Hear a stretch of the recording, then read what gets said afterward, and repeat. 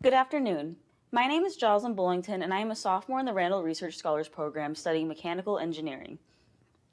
My project is entitled Integration of Ultrasound Hand Gesture Recognition into Robotic Limb Control, and I'm working under Dr. Qiang Zhang in the Department of Mechanical Engineering. To begin, my work is conducted within the ENABLE Lab, which stands for Enhanced Neurorobotic Autonomy in Biomechanical Engineering. And our primary goal is to develop robotic devices that can assist individuals impacted by mobility challenges. In this presentation, I will cover the motivation for and the background information necessary to understand my project, our setup and experimental design, and the future of our work. My research specifically focuses on the hand, and due to it being a vital component of many activities of daily living, the idea of replacing that functionality after it has been lost is something that has been innovated on for centuries. Early iterations were largely static, and as you can see in the image of 19th and 20th century upper limb prostheses, they were typically either a hook or a replica of the hand fixed in its resting position. Of course, a properly functioning hand is not static, and it actually consists of 27 joints that allow for fine motor movement. Thus, the next innovation was allowing for movement of the prosthesis. Additionally, the field has expanded to include wearable assistive devices like the one pictured that help those who haven't necessarily suffered from limb loss but still have challenges in mobility. However, increased degrees of freedom aren't worth much if the user can't actually control joints, so gesture detection is where a lot of current research is devoted with respect to improving prosthetics and assistive devices of the hand. Gesture detection isn't limited to assistive devices. It's also been explored with wearable sensors and camera systems that track joint positions. What makes our research area unique lies in our end goal. Since our aim is to detect the intent of the user and then translate that into an execution of that gesture, we can't rely on studying where the movement of interest is occurring. Instead, we turn to the source of the movement. The forearm contains muscles that are essential for many hand movements, like opening and closing the hand. These muscles induce movement by contracting and pulling on tendons that extend into the hand, causing flexion and extension of the fingers. Although muscles within the hand do contribute to fine motor movements, we can obtain sufficient information by studying the forearm muscles alone, allowing gesture recognition that is independent of analysis of the hand itself. To detect muscle contractions, one commonly used method is surface electromyography, or SEMG, which detects electrical activity that arises from muscular contraction. It has been used extensively in gesture recognition research due to its non-invasive nature, low cost, and the ease of data collection. The images on the right of the screen are from a similar biomechanical sensing study whose goal was to classify arm movements. From the top image, you can observe the method of data collection with electrodes placed on the skin above the muscle of interest, and in turn, the bottom graph shows the data as a measure of voltage. However, this study is also somewhat reflective of the limitations of SEMG sensing. If you can remember from the previous slide, the muscles of the forearm are long and thin, meaning that you need careful placement of electrodes in order to ensure that you're correctly analyzing the muscle of interest. In a study like the one pictured that's studying gross motor movement, there's not as much of an extreme need for careful placement since there's going to be a large electrical response from a number of muscles in the area. However, when we're trying to obtain detailed data for precise hand movements, it's extremely important that we are analyzing the correct muscle. A way that we quantify this level of precision is called the signal-to-noise ratio, or SNR, and this measures the clarity of the muscle signal of interest in comparison to what we refer to as the noise around it, which can be movement artifacts, signals from nearby muscles, or even interference from nearby electronic devices. For our purposes, SEMG has a low SNR. Additionally, SEMG readings can suffer from distortion, which is unwanted alteration in signal that can make the data difficult to interpret. Combined, these limitations decrease SEMG's accuracy in detecting gestures as the number of gestures being analyzed increases. This leads us to ultrasound as our method of data collection for this study. It's similarly non-invasive and low cost, and understanding how it works reveals why it's so valuable to our field of gesture recognition. In ultrasound systems, a transducer sends high-frequency sound waves into the body. As these sound waves encounter different tissues, they bounce back at different speeds and intensities, and this is largely dependent on the density of the tissue it encounters. This is especially relevant to our research because as muscle contracts, it becomes denser. Once the sound waves bounce back in the direction of the transducer, they can be represented visually through a black and white image. Areas of dense tissue, like contracted muscle, will appear whiter, while less dense areas will appear dark.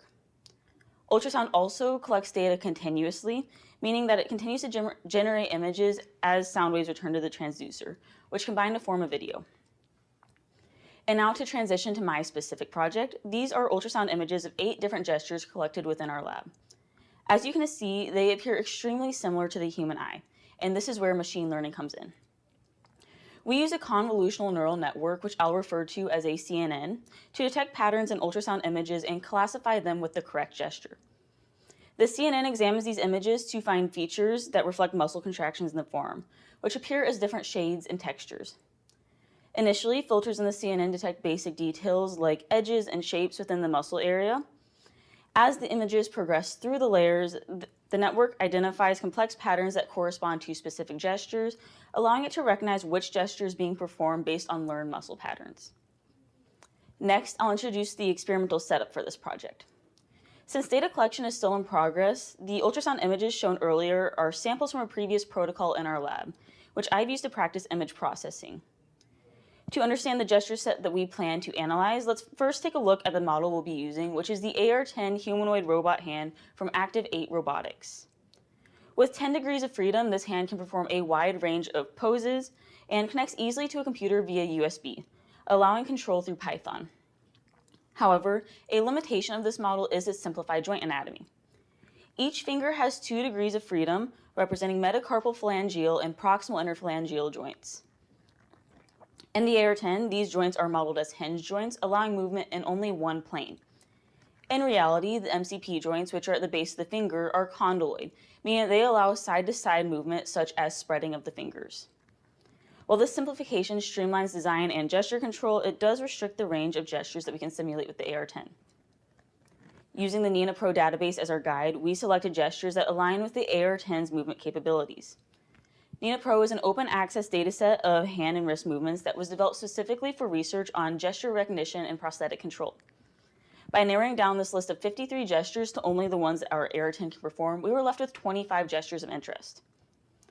For our data collection protocol, I created automated instructions in PowerPoint that guide participants through a series of gestures and rest periods while an ultrasound probe is attached to their forearm. From there, we use MATLAB to take a 1-second segment of each gesture and slice it into 60 images that can be used to train our machine learning model. As data collection continues, connecting the CNN with the AR10 remains on our list of future tasks. One key area for improvement is ensuring consistency in our ultrasound readings. To address this, we're developing fixtures to stabilize probe placement across trials and participants.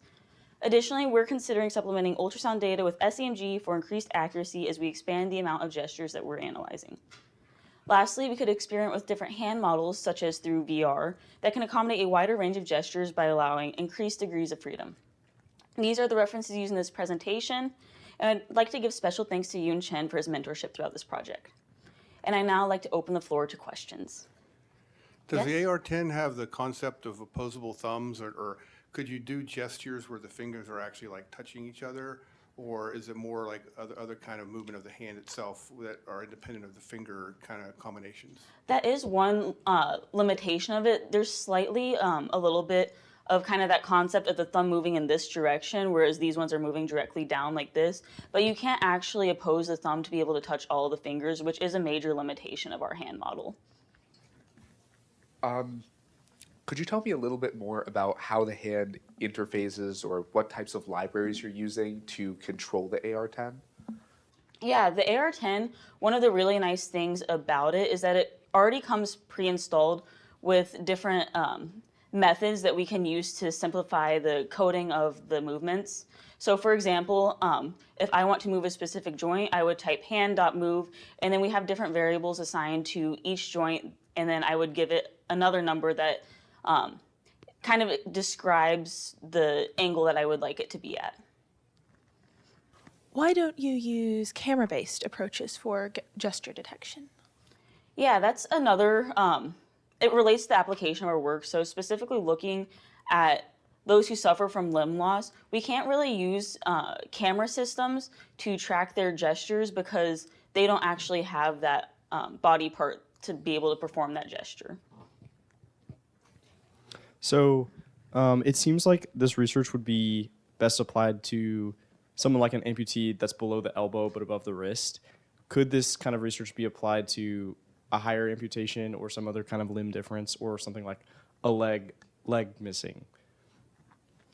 Yeah, hopefully the work that we're doing with using ultrasound and using the machine learning can be applied to that. And there's definitely other research labs that are doing work like this. And even within my own research lab, we don't just focus on the hand. There's similar projects that focus on the leg, for instance. But my specific project is looking at how we can combine the ultrasounds to specifically be used in a hand model.